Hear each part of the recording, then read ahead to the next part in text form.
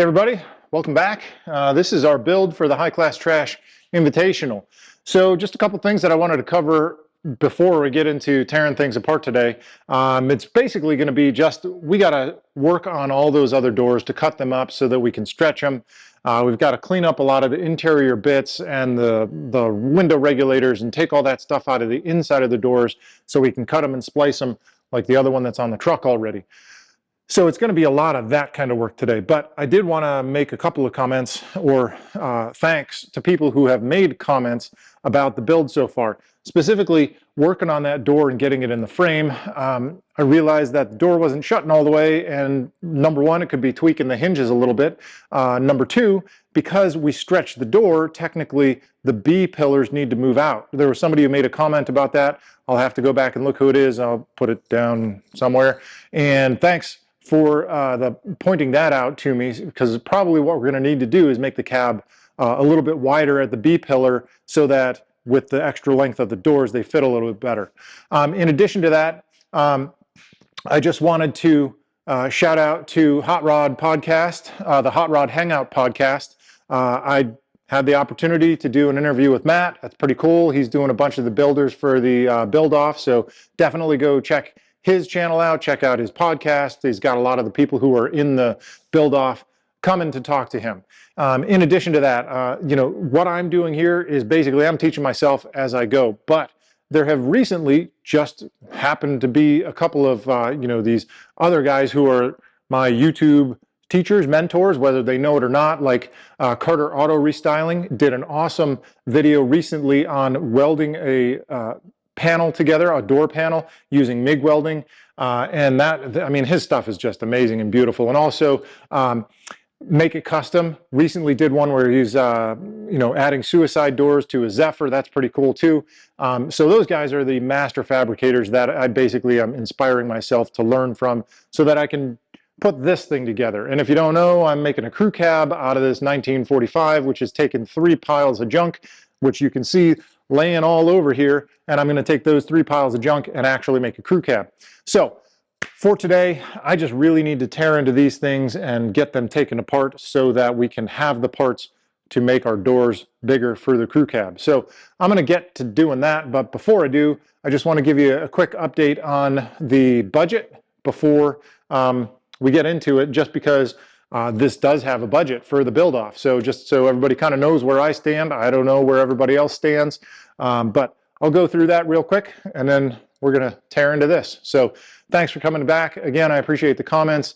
And if you have any other suggestions, please leave a comment, let me know, because I'm learning as I go and I appreciate everybody helping. So that being said, I'm going to shut up and get to work. All right, so we're going to go over budget stuff for our build here, and I'm just going to kind of walk and talk and point at bits that we have laying around here, because for the High Class Trash Invitational, we have a budget in the blue collar class for $7,500. So we're just going to break that down real quick here. Bunch of parts that we have purchased and sold. So budget $7,500. We bought the original cab here, well, 2 cabs, for $600, and that came with a 1-ton chassis and 2 cabs and a bunch of extra parts. Immediately started selling things. We sold the extra fenders, seats, transmission, floor pan, got $600. So within the first week, we were $0. In the meantime, we've also sold a couple extra windshield frames, dashboard heater, floorboard, and then the whole chassis went. So that's super cool. That was what I put the clip in at the very beginning of the video. So on the 1945s, we're actually plus $905 for the whole build. Then what we're going to do is, of course, take this thing and make a crew cab out of it, and we're going to drop that onto a Chevy 3500 with Duramax in it. So I bought that for $5,000, and we've sold a few parts off of that, including the sleeper cab itself, hitch, mirrors. So that's sitting at $4,500. If we do our math, essentially for the build right now, we're at $3,595. which is not bad for a custom-built truck that we're making a crew cab out of. Of course, there's a whole lot of labor involved in that, but I just wanted to do a quick budget update so everybody knows where we stand. And we're going to basically tear into all the bits today so that next time I get around to it, we can start actually taking this cab and those B pillars and start to make our crew cab, so we got to clean those doors up today. So basically, I'm just going to tear right into it.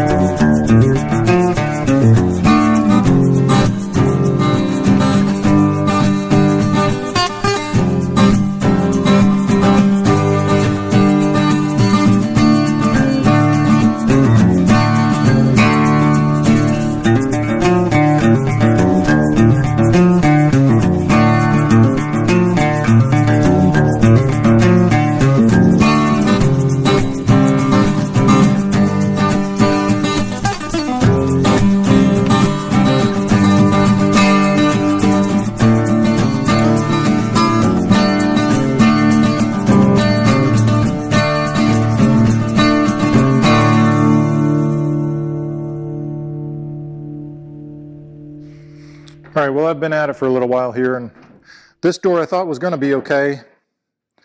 I don't know where it was, but yeah, this one's bad. I think 3 or 4 of the clutch screws actually came loose. These ones here I can't get. So they've got the clutch screws on that end. There's the clutch screwdriver. Those won't come out. These here are flatheads. Those won't come out. Fortunately, I have more doors where I can get the interior part. I need this for basically, you can see window regulator and door handle. I can probably, out of these other doors, I'm going to be able to rob something to make it function. But that's kind of a bummer. The inside of this door sucks so bad.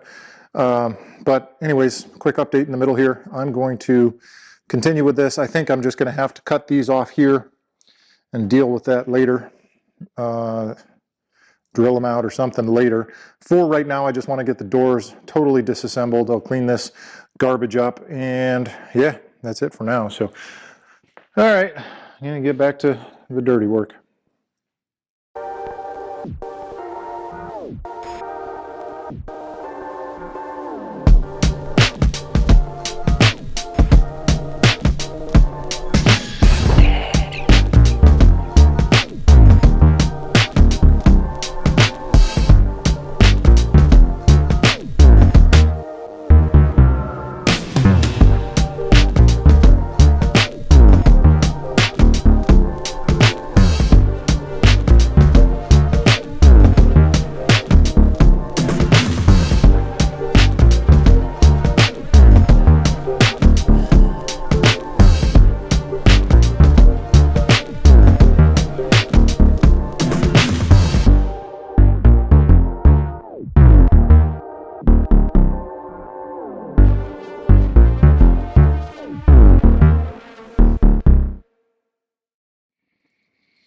All right, well, it is utter destruction and chaos in here with parts all over the place. So let me just spin this around and I'll kind of show you what we cut up so far. All right, well, here is our chaos. We've got door parts and everything. That orange door I thought was going to be the good one. That one was one of the hardest to take out. A couple of the ones that came from the barn fire truck, actually those panels came apart not too terribly, but these doors are really bad. I hadn't planned on using any parts of the doors from the cab from Kansas, but if you look at the bottom of these doors, I mean, it's just bad all around. So what I'm thinking I will do is I'll cut them and stretch them like we did on that one. But then what I'll need to do is take some fresh sheet metal and we'll have to just basically do, I don't know, let's call it 3-4 inches on the bottom of each door that we're going to work on or put back together to make our crew cab.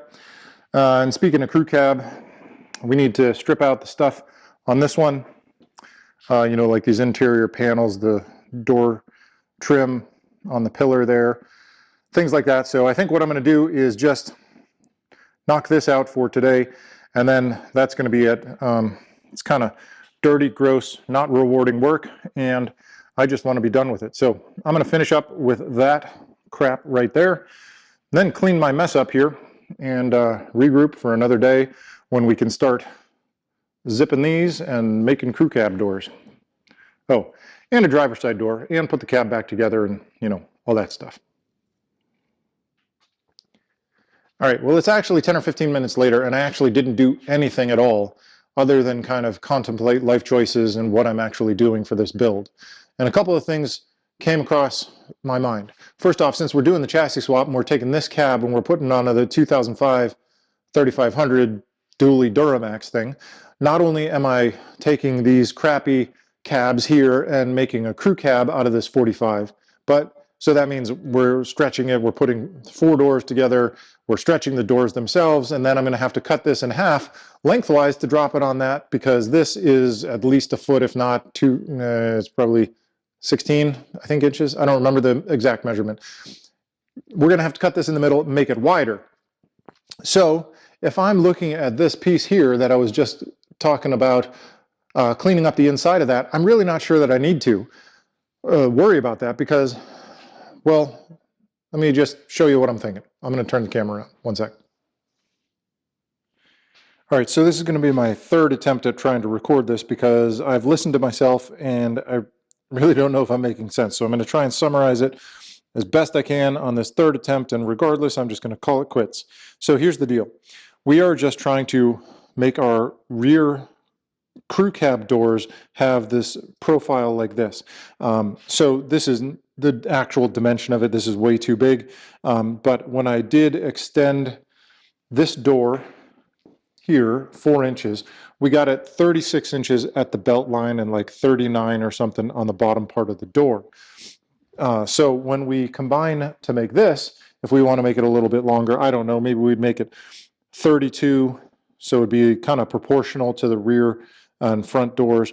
But anyways, what I'm thinking is, if I'm going to be putting this onto that 3500 chassis, we're going to need to make the cab wider. So what my question is really for everybody is, should I just cut this pillar off of here, set my door width, make a frame so that this is solid and I can square it off, and then make the door fit to this, and then transplant that onto that by cutting off the back of the cab?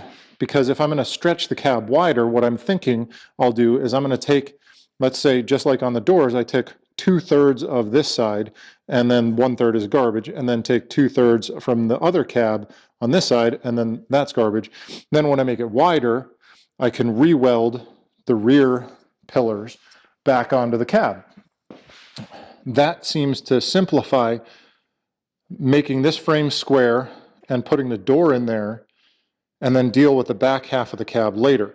Obviously, none of this would be an issue if I just decided to leave the cab the normal width that a cab is. And if you want to see somebody who's making a crew cab that clearly knows a lot more than me and has a lot of experience with it and is doing an awesome job, I mentioned it last time that Aaron post on Facebook already has his cab basically fabricated. Recently just, you know, did the roof line right there, and it looks awesome. So anyways, what do you think about, before I commit to cutting this up, I'm just going to take the B pillar off of the cab, so I have 2 of those symmetrical, square up my frame, make the frame, then make the door to fit. Later on, then widen the entire rear panel of the cab. I don't know, because then also then I can make the window wider as well. I don't know, lots of things to think about before I commit to actually cutting this last rear part of this cab up. That's my thought, or what I'm thinking right now, and I'd appreciate if anybody has any comments, because I sure don't know what I'm doing. I'm just making this up as I go. So anyways, I gotta clean up my mess in here and toss this video out there so people can give me some thoughts on what to do in proceeding from here, mashing up all my doors and garbage parts so I can actually make another cab. So I'm going to sign off. Hopefully that made sense. Let me know what you think. I appreciate it. Everybody stay warm through this storm we got coming, and we'll catch you next time. All right, one thing I wanted to do before the end of the day actually was take this door off and see if I could tweak those hinges to improve the door gap. And I did that once already, and it seems to be a little bit better. So I'm just gonna give it a little bit more of a tweak, and hopefully then this door gap up front is set. Then we can worry about the back and maybe making the width a little bit bigger there. So,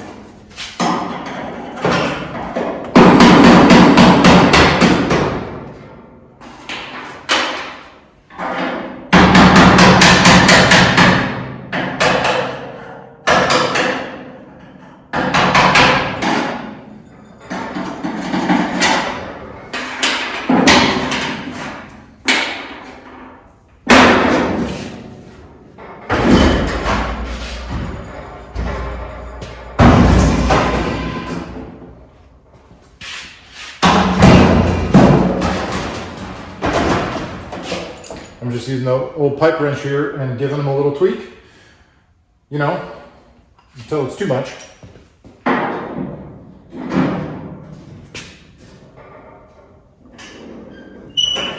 there's absolutely nothing scientific about this.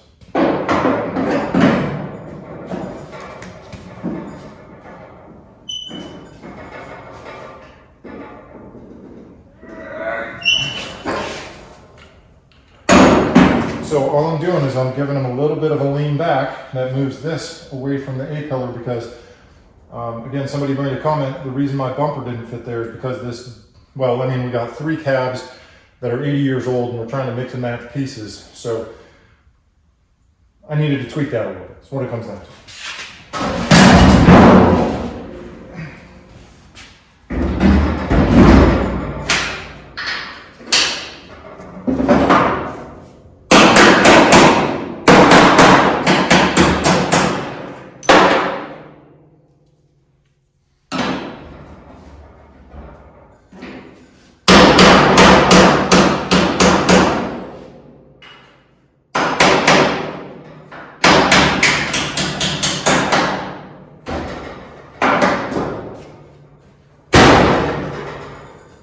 Oh, dude.